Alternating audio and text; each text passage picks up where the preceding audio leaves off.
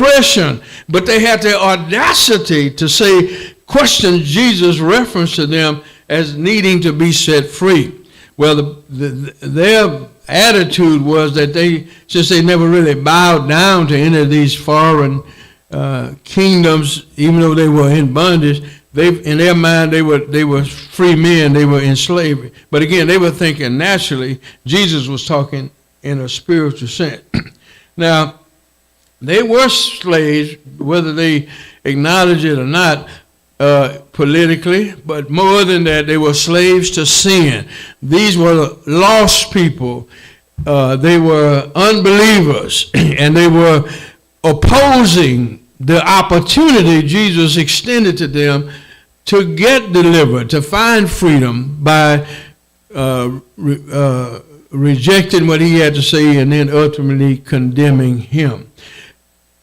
It's hard to get a dead person to hear because we're dead in trespass and sin, and we're trying to witness a living message to them, and it's hard for them to get the point, especially if they know us.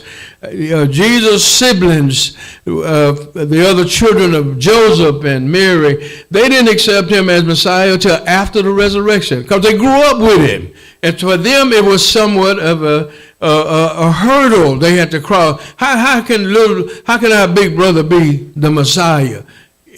Come right in. Good morning. Good morning.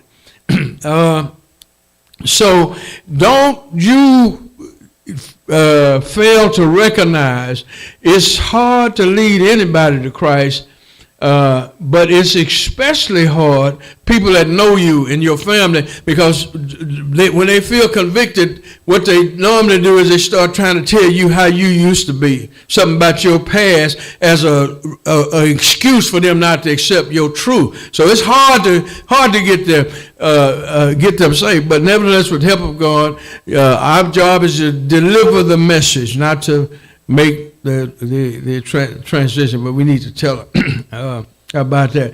I used to do a radio show in Houston, Texas, years ago.